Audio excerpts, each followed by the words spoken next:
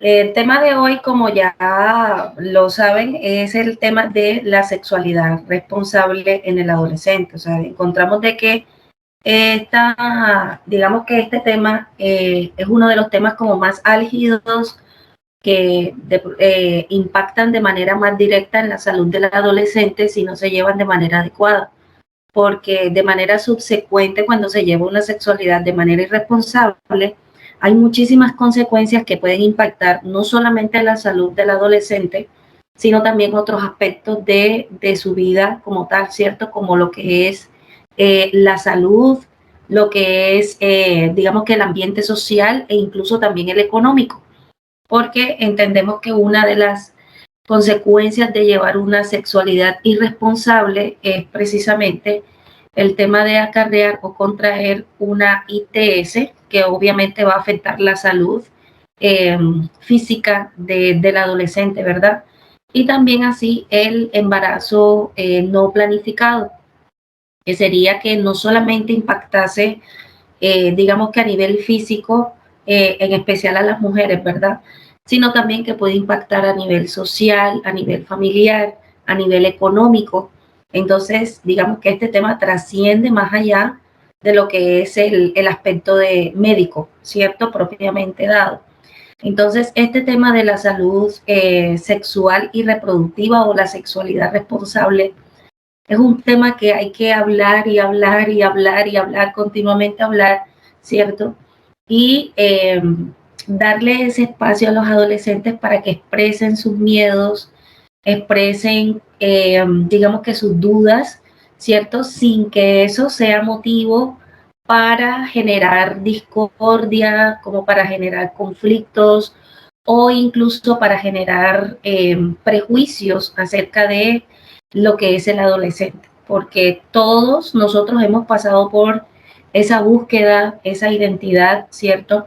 El saber cómo funcionan las cosas, ¿cierto? Entonces, como es un tema nuevo para nosotros siendo adolescentes, pues obviamente que pueden surgir dudas, pueden surgir inquietudes, y la idea es que el adolescente encuentre la resolución a sus dudas en fuentes confiables de información, ¿cierto? Entonces, que no vaya donde una persona que quizás oriente de manera errónea a este adolescente y lo lleve a realizar prácticas que son contrarias a su salud. Entonces empieza aquí todo el tema de las creencias, de los mitos, de porque mi mejor amiga me dijo tal cosa, entonces eso debe ser así, porque la vecina escuché que dijo tal cosa, entonces eso debe ser así. Entonces, son ese tipo de situaciones que siempre uno evita mirar o hacer con los adolescentes, precisamente para que ellos tengan una buena educación en salud, ¿verdad? Entonces, con el tema de la sexualidad, con el tema de la sexualidad, tenemos que entender que la sexualidad, muchachos, es no solamente porque siempre que hablamos de sexualidad, mucha gente piensa o cree que la sexualidad enteramente es el coito, lo que nosotros conocemos como el coito, que es decir, lo que es propiamente el acto sexual como tal, ¿cierto? Y la sexualidad no abarca solo ese aspecto. La sexualidad abarca también otros aspectos que las personas, la gran mayoría de las personas, no lo entiende de esa manera. Que casi siempre que uno habla, no es que vamos a hablar de sexualidad, enseguida estamos hablando de relaciones sexuales o de coito como tal. Y la sexualidad no abarca solo ese aspecto al 100%. Sí hace parte de ella, pero no es un todo de la sexualidad. Entonces encontramos aquí en este cuadrito, muchachos, lo que es la sexualidad biológica. Es decir, esta sexualidad que me es dada a mí desde mi nacimiento, ¿cierto? Siendo hombre o mujer. Porque nosotros al momento de nacer, que tenemos ambos sexos, ¿verdad? Que tenemos, o como seres humanos, ambos sexos. Entonces, biológicamente hablando, soy hombre o soy mujer. Porque de acuerdo a eso tengo una identidad cromosómica, también de hormonas, ¿cierto? No son las mismas hormonas que nosotras las mujeres producimos que las que producen los hombres. Y es precisamente por esa diferenciación en nuestra biología lo que nos hace a nosotros ser las personas que somos a nivel físico. O sea, si nosotros nos comparamos a nivel físico de mujeres a hombres, no puede haber punto de comparación porque los hombres tienen una formación biológica y hormonal, ¿cierto?, diferente a nosotras las mujeres, ¿cierto? Y eso es lo que nos hace principalmente tener las características físicas que tenemos, ¿cierto? A nivel biológico, ¿verdad? Entonces la sexualidad obviamente que también tiene un componente biológico que es dado precisamente por esa condición, ¿cierto? De biológica mía de ser hombre o ser mujer biológicamente hablando, ¿cierto? Pasamos también a un aspecto, ¿cómo le podríamos decir? Psicológico de la sexualidad. Cuando hablamos de sexualidad, muchachos, hablamos o decimos que la sexualidad es toda aquella interacción que yo tengo con mi medio, o sea, a nivel cultural, ¿verdad? Que, que me hace o que me afronta desempeñarme como lo que yo soy o como lo que yo soy para la sociedad, ¿verdad? Entonces, yo cómo me desempeño en sociedad siendo mujer, cómo me desempeño yo siendo hombre, ¿verdad? Eso es precisamente lo que es la sexualidad.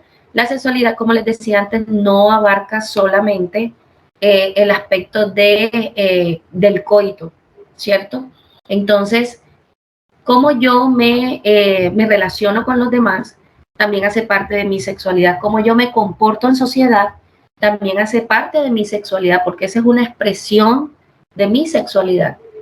Entonces, por ejemplo, este ejercicio que nosotros estamos haciendo, a pesar de que es virtual, ¿verdad? Estamos ejerciendo nuestra sexualidad, cada quien desde su rol, ¿verdad? En la sociedad. Entonces, hay un aspecto psicológico también de la sexualidad que tiene que ver con el apego de las emociones, ¿cierto? Toda esa parte que nosotros hacemos de los vínculos emocionales que nosotros hacemos con otros.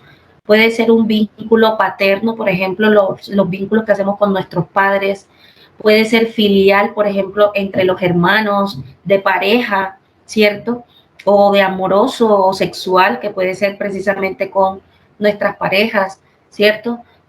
Una relación, por ejemplo, entre vecinos, entre amigos, toda esa parte de las relaciones también hacen parte de la sexualidad. Usualmente cuando nosotros hablamos de sexualidad, que era lo que les comentaba ahorita, casi siempre la gran mayoría de las personas se van es por el lado coital y no es así. Nosotros la sexualidad también la expresamos con todas las relaciones que nosotros mantenemos en todos los ámbitos de nuestra vida.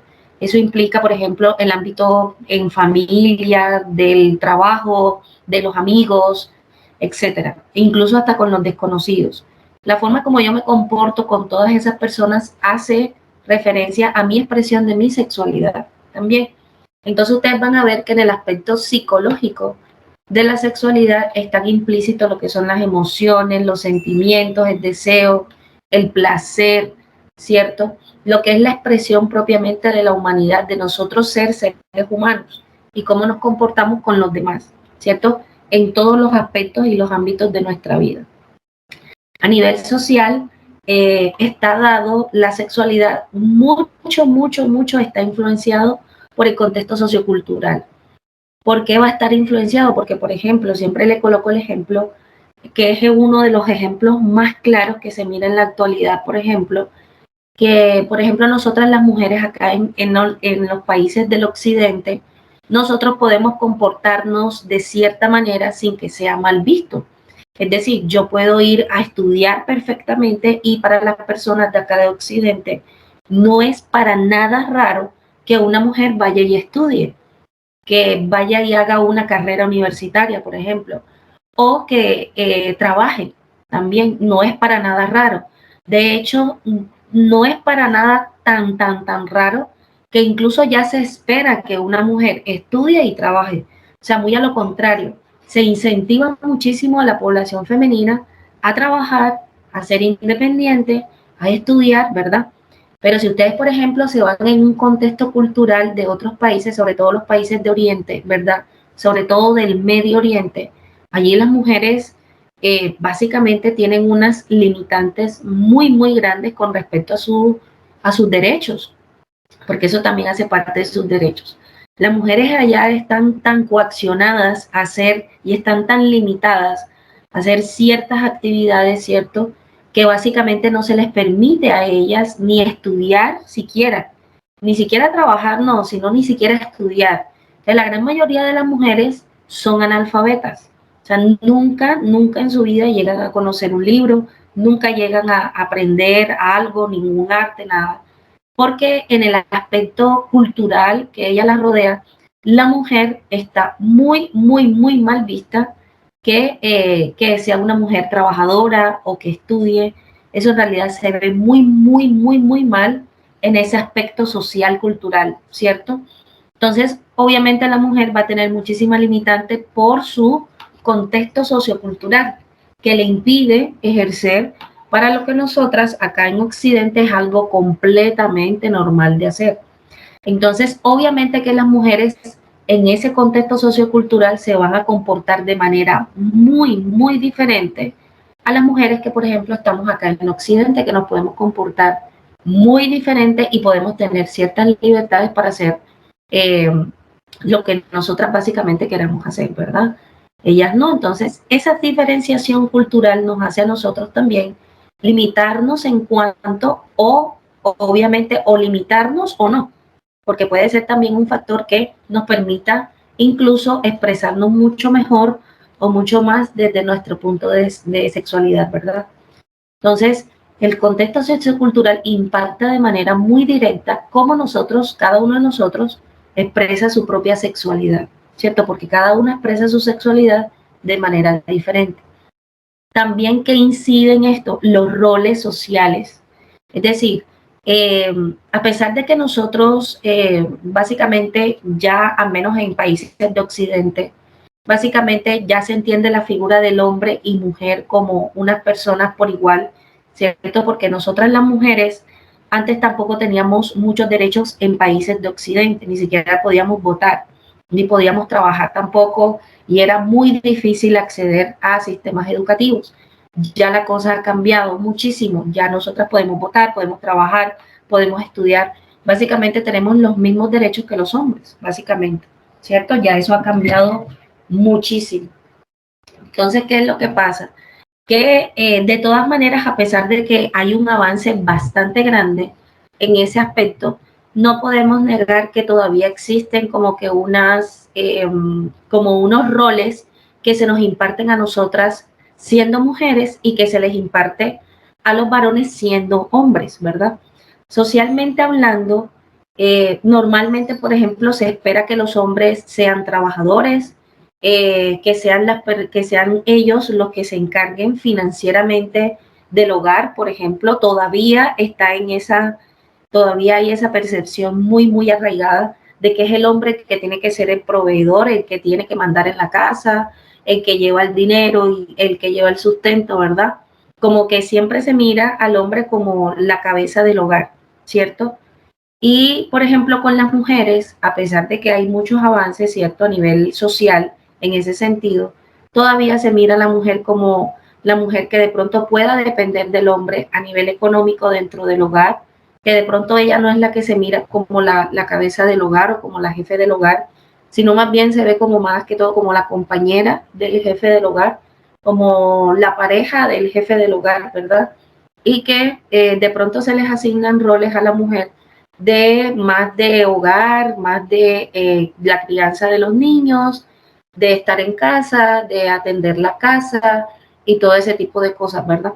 Entonces, son roles que a pesar de que haya dado un avance muy, muy grande a nivel social, ¿cierto? De la forma como son percibidos tanto hombres como mujeres, no podemos negar que todavía existen esas percepciones de que la mujer tiene que parir, porque si la mujer no para, entonces la dejó el tren. Todavía está esa percepción de que es el hombre el que tiene que salir a trabajar, porque si es la mujer la que sale a trabajar, entonces el hombre es el mantenido, es el bueno para nada, ¿cierto? Que eso también uno lo escucha muchísimo. Entonces, ese tipo de pensamientos ya vendrían más que del aspecto de los roles que tradicionalmente se les asignan a cada uno de ellos, ¿no? Tanto a mujeres como a los hombres. Pero valga aclarar que cada quien es libre de llevar su sexualidad, ¿cierto? Y de llevar básicamente su vida como desea. Entonces, si por ejemplo de mí se espera que yo tenga, ya después de que yo estudie, que trabaje, se espera entonces que yo me case, que tenga hijos, que ya me asiente, que siente cabeza, como dicen por ahí. Pero si yo es algo que yo no quiero para mí, no quiero tener una pareja, no me quiero casar y mucho menos tener hijos, perfectamente yo lo puedo hacer. No se me debe condicionar a cumplir como unos estándares sociales, culturales, y eso es lo que yo no quiero, lo que yo no deseo, ¿verdad? Entonces, cada quien puede tomar decisiones sobre su vida sin tener esa coacción, sin ser como que acciones coercitivas de que me tengo que estar, tengo que hacer esto porque es lo que todo el mundo espera, es que yo me tengo que casar porque es que ya yo soy mujer y ya me tengo que casar, ya con 30 y pico de años ya yo tengo que estar casada con hijos y no sé qué. No, ya cada quien decide si eso es algo beneficioso o no para su vida, porque precisamente está esa libertad, ¿cierto? Otro aspecto que nos ha influenciado muchísimo con respecto a la sensualidad, y siento también que de pronto es algo que acarrea mucho más a la población adolescente, son los medios de comunicación y las redes sociales, sobre todo las redes sociales. Ahorita las redes sociales es el boom, ¿no? Yo creo que con cada época llega una red social distinta, que es la que hace el auge, ¿cierto? Por ejemplo, las personas ya más mayorcitas que de pronto iniciaron todo este cuento del internet y todo eso, quizás de pronto fue Facebook. Ahorita, por ejemplo, está muy de moda, ya Facebook ya está como que, por allá obsoleto. Ahorita de pronto la red social, que creo yo que está como por excelencia ahora, que está pegando por todos lados, es TikTok, ¿cierto? Entonces, por ejemplo, ahorita es muy común ver a esta población joven ahora muy pegados allí en las redes sociales, la que esté de moda, ¿cierto? ¿Qué es lo que pasa con esas redes sociales? Que en muchas ocasiones la información que se comparte no es verificada, que a veces se tocan temas muy delicados, ¿cierto? Que de pronto, en vez de ayudar a la población a de pronto a crear conciencia sobre algún tema en específico, lo que hace mayoritariamente es desinformar.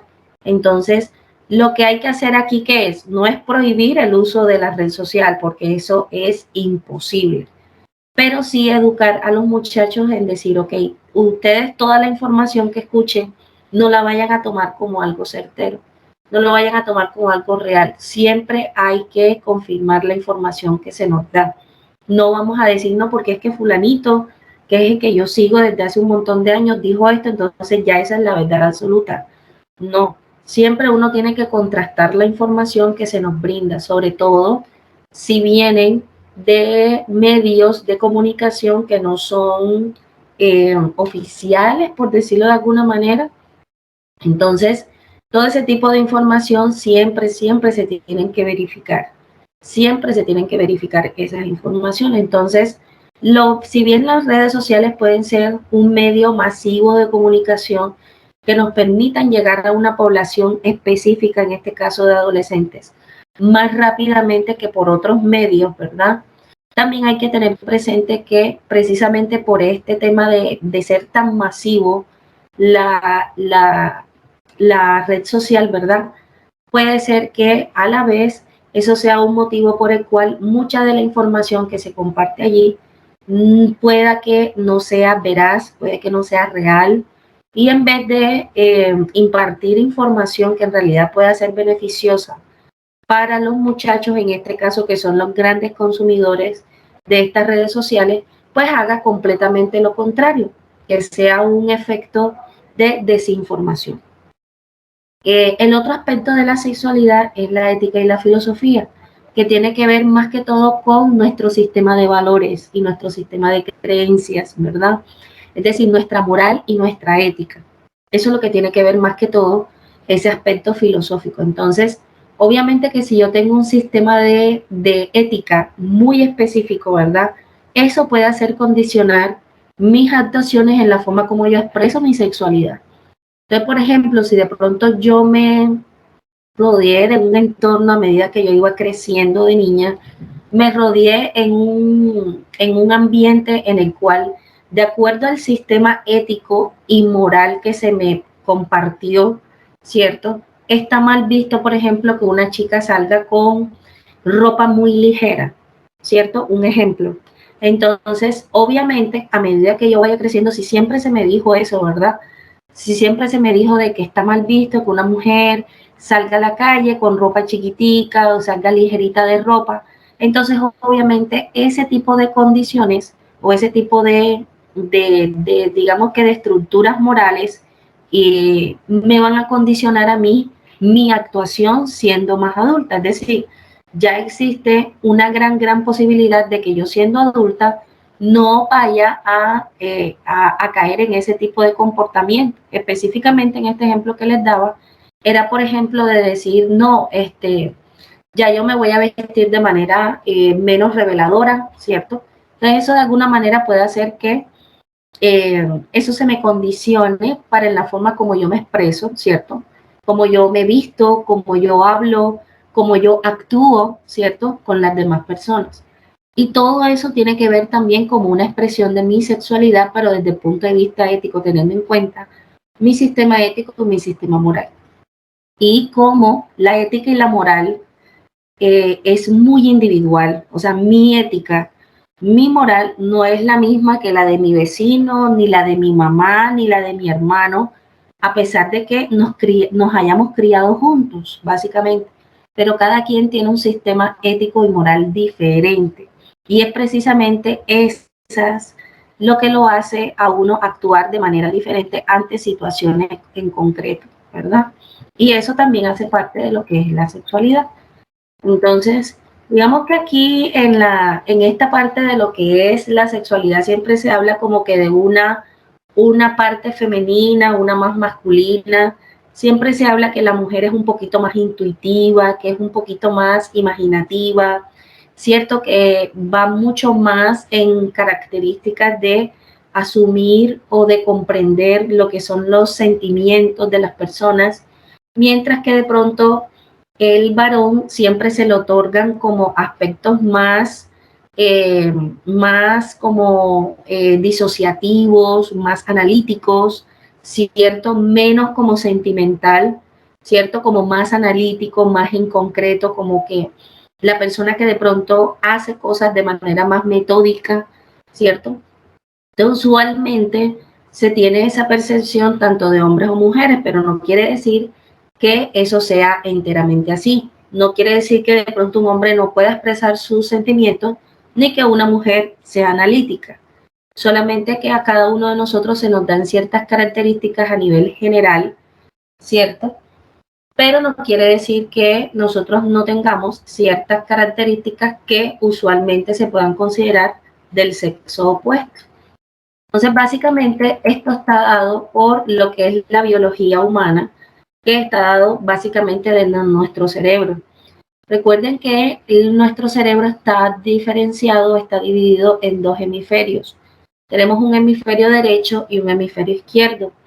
En el hemisferio derecho está toda esa parte que yo les decía que se atribuye al aspecto femenino, a lo intuitivo, a lo simbólico, a lo sentimental, ¿cierto? Usualmente nosotras las mujeres vemos las cosas de manera como más global, no tan centrada, como que algo muy específico.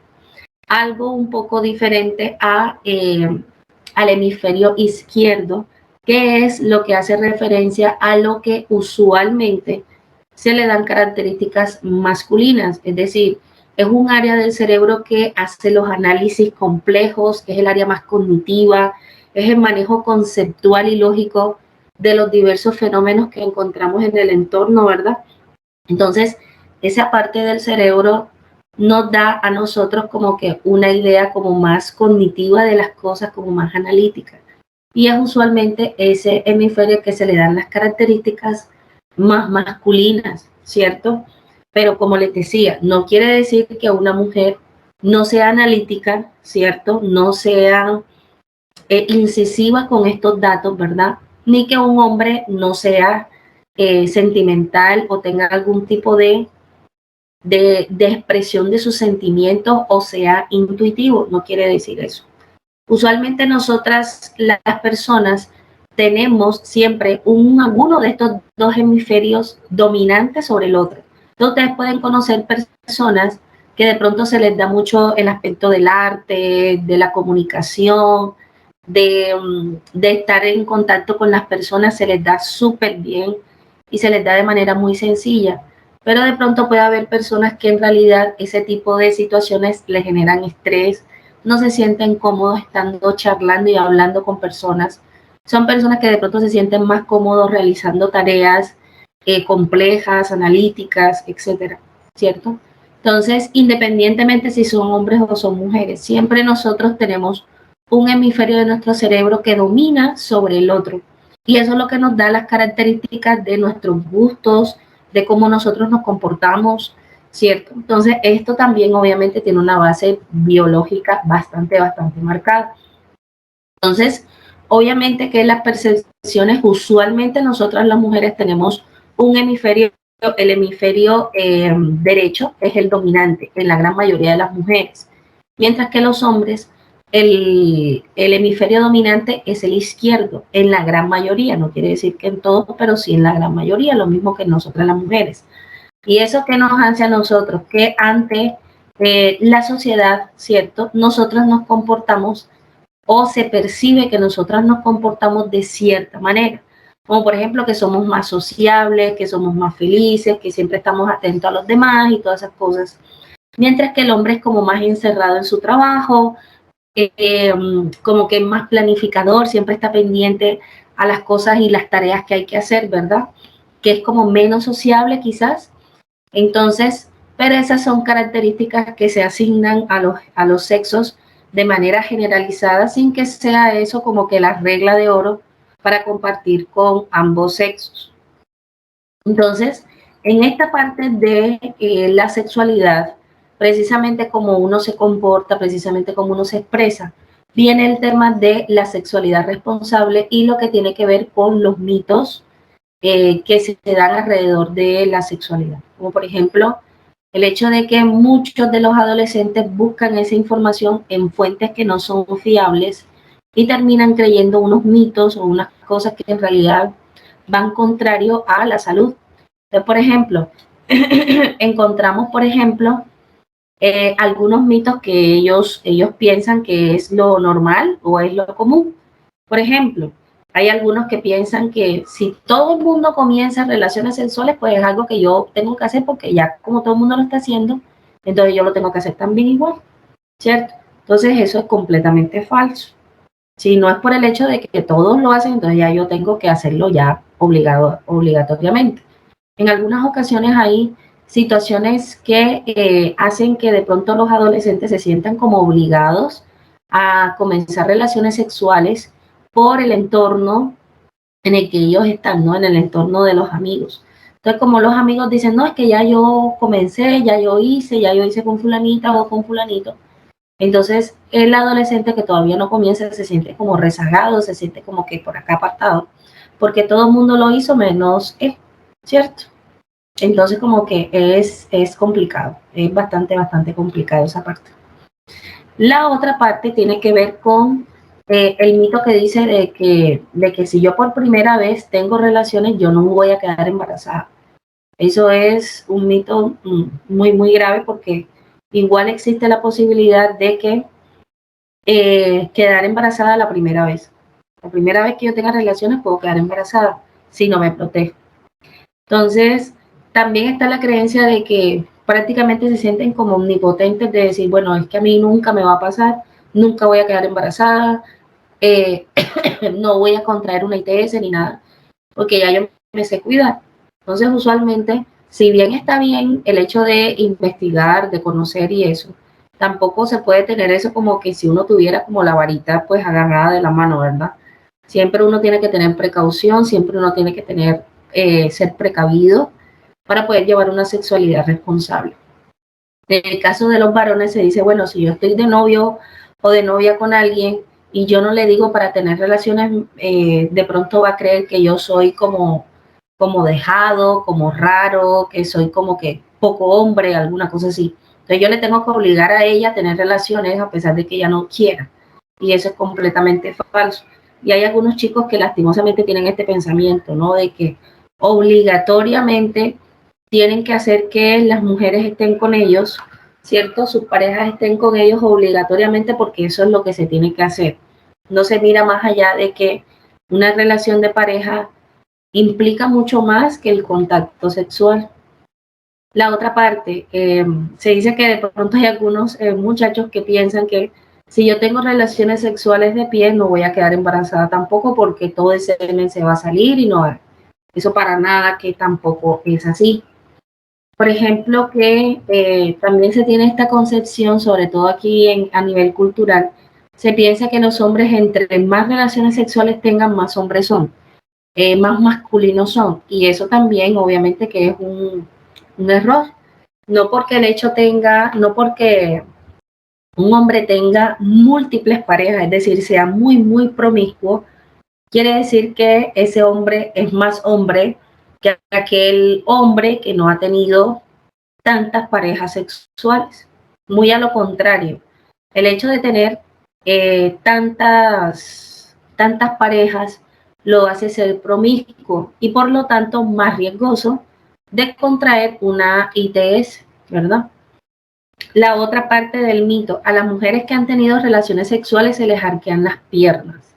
Eso lo he visto yo y lo he escuchado yo, sobre todo en las partes rurales, que piensan de que una mujer inmediatamente tenga relaciones sexuales se le van a arquear las piernas, se le van a colocar como chuecas o algo así, no sé. Y eso también es algo completamente irreal, o sea, pareciera que pensaran que de alguna manera pareciera que rompieran como la pelvis o algo así, no sé, qué pensará, qué hace que la mujer se le arquee las piernas justo después de tener el contacto sexual, o sea, eso es algo que no es así. El otro aspecto también que comprende a los varones es que ellos no pueden expresar libremente sus emociones en público porque ya enseguida se observa o se mira como si fuese poco hombre, como si de pronto no tuviese, eh, como que no tuviese valor como hombre, si él expresa sus sentimientos en público, sobre todo si son de tristeza.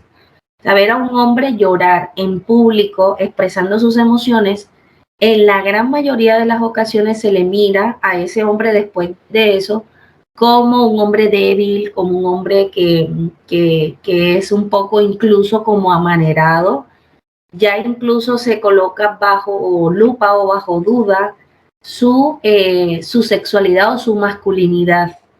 Entonces, eso es algo que lastimosamente todavía en nuestra sociedad se le tilda a los varones, o sea, los varones tienen que ser siempre fuertes todo el tiempo y tienen que mostrarse rudos todo el tiempo.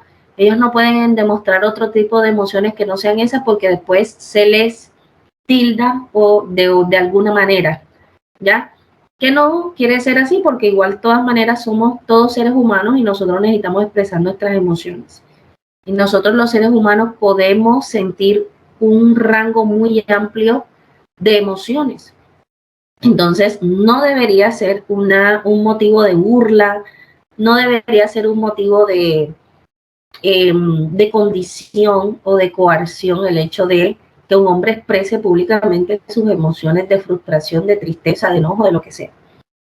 Por ejemplo, también otro mito que es que si la mujer se hace una ducha vaginal justo después de las relaciones evita el embarazo. Y eso también es falso. Las duchas vaginales no son un método de planificación familiar. Otra cosa, cuidarse por las fechas no es recomendable para evitar el embarazo.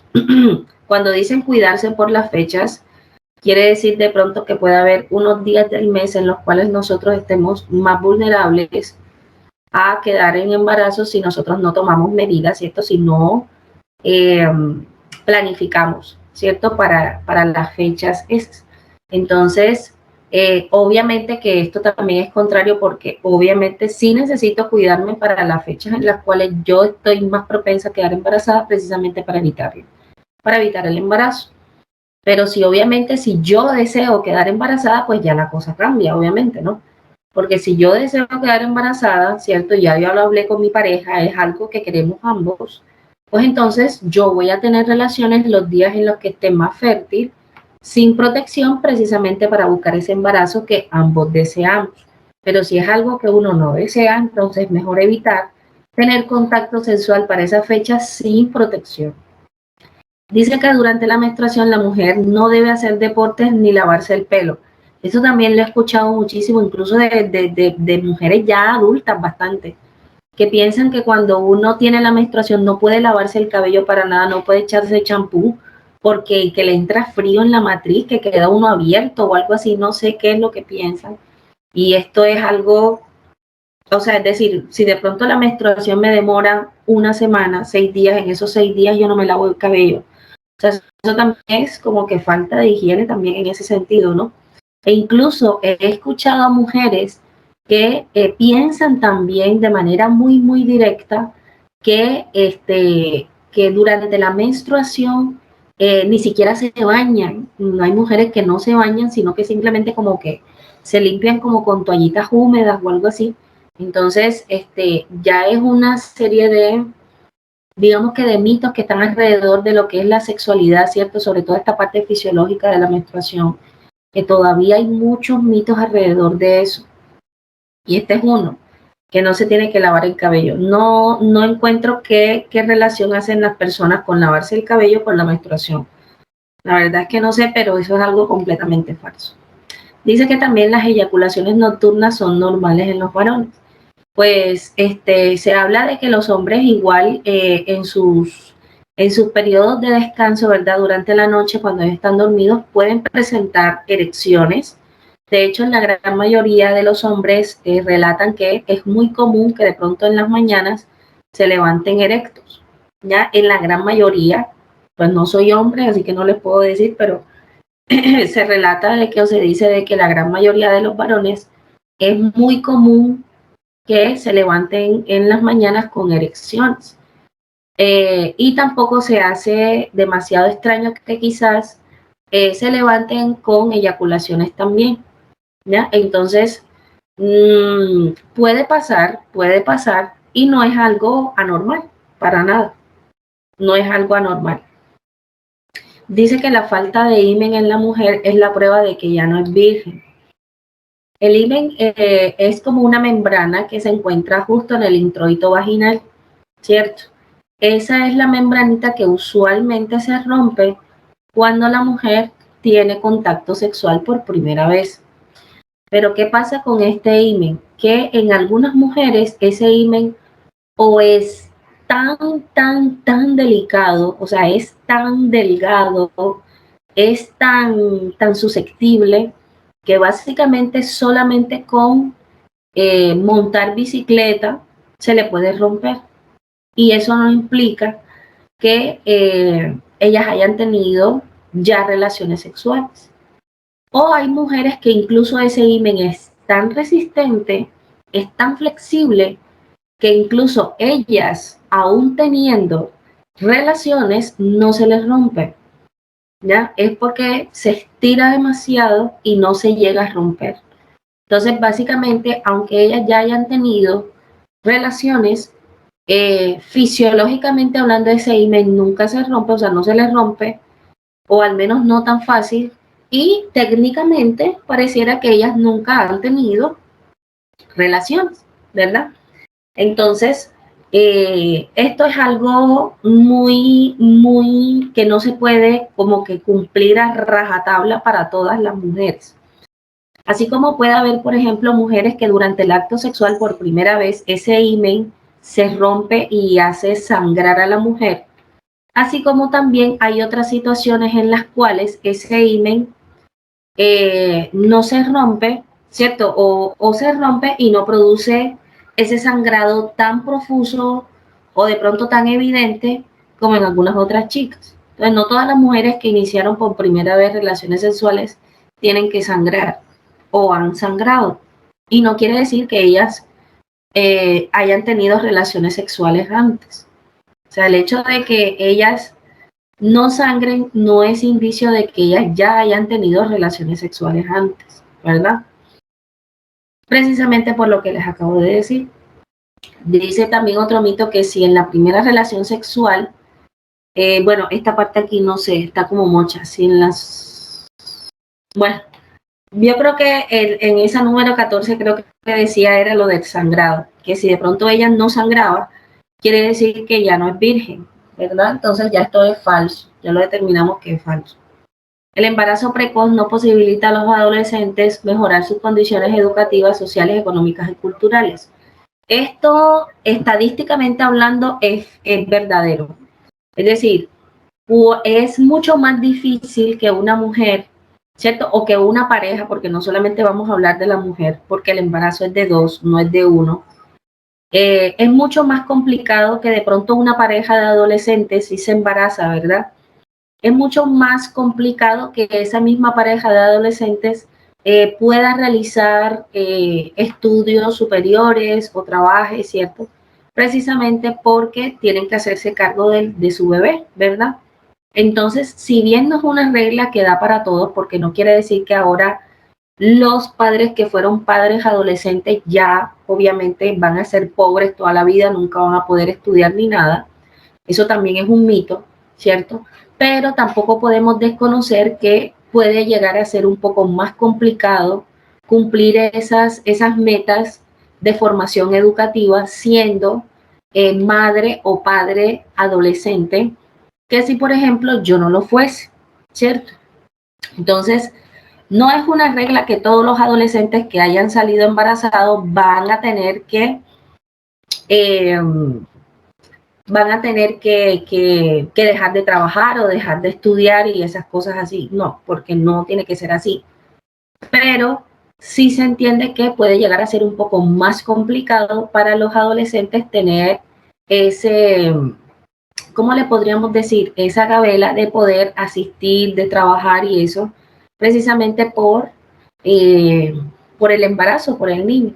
Y estadísticamente hablando también se habla que si mis padres fueron padres adolescentes, usualmente es algo que tiende a repetirse en los siguientes géneros o en las siguientes generaciones, perdón, en las siguientes generaciones. Entonces es muy común ver que de pronto una familia en donde una pareja fue padres adolescentes siendo adolescentes, quizás sus hijos vuelvan a repetir ese ciclo de también ser padres adolescentes y así va el ciclo. O sea, es más factible que un embarazo en adolescente se presente en una familia en donde ya se haya visto embarazos en adolescentes, ¿cierto? Es más factible. No quiere decir que no se pueda presentar de otra manera, pero sí es lo que más evidentemente se ve o más comúnmente se ve. También hablamos que durante la adolescencia esto también tiene como un aspecto cultural.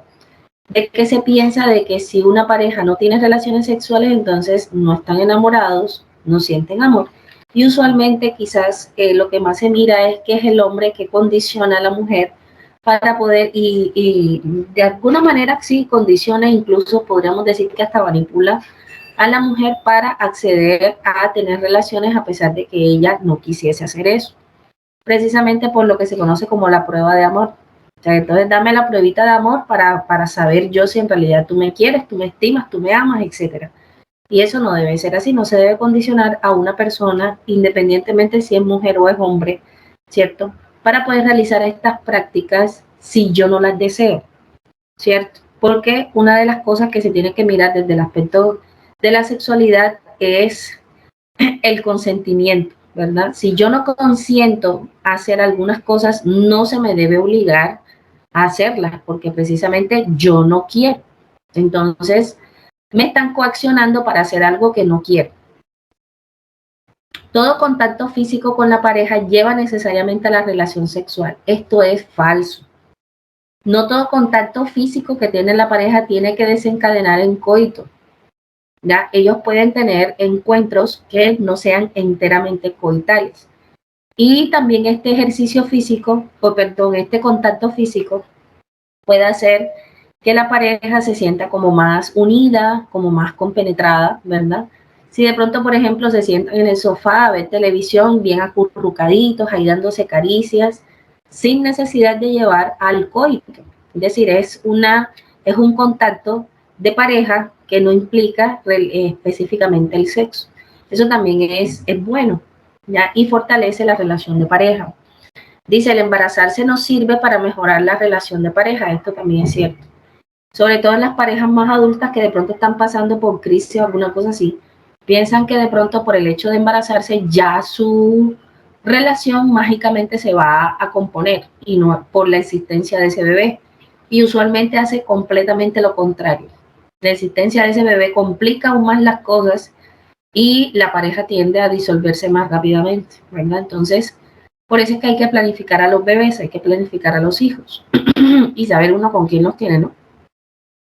Precisamente porque es un tema muy delicado, es una persona, ¿cierto? Hay que hacerse responsable por ese bebé en todos los aspectos de su vida y no es algo fácil, no es algo sencillo, entonces es algo que se tiene que pensar muy, muy bien, si se desea o no se desea hacer. Dice que hoy en día los hombres y mujeres pueden compartir tareas domésticas y fuera del hogar, eso también es cierto. O sea, ya ese tipo de pensamiento de que antes la mujer era la única que se tenía que quedar en la casa porque tenía que atender a los niños y todas esas cosas, ya eso ha quedado un poco más atrás. Y ahorita se mira que la mujer sale a trabajar, sale a estudiar perfectamente y no se le o sea, no se mira esa parte, ¿verdad? E incluso hay parejas en donde, digamos que los roles tradicionales se invierten. Hay parejas en donde es la mujer la que sale a trabajar, mientras que es el hombre que se queda en casa cuidando de los niños. Entonces, como que, y así llevan las parejas o las familias mucha de su vida. Entonces, esto tiene que ver muchísimo por, ¿cómo le podríamos decir? En la forma en cómo sobrellevan las cosas. Cada familia es diferente, cada pareja es diferente y ellos mirarán cuáles son las condiciones en las cuales se sienten mejores para poder llevar a cabo la familia. Y dice, si quieres que tu hijo sea hombre, debes poner un calzoncillo debajo de la cabecera cuando estás teniendo coito. Si deseas que es mujer, debes colocar un calzón. O sea, son cosas que también las personas a veces piensan que haciendo este tipo de prácticas pueden hacer que un embarazo sea de un niño o de una niña, dependiendo de lo que crean. Y eso también es completamente un mito, ¿no? Porque no se condiciona por el hecho de tener un calzoncillo o un calzón debajo de la almohada, el hecho de que si mi embarazo va a ser de una niña o de un niño. O sea, eso es completamente erróneo, ¿verdad?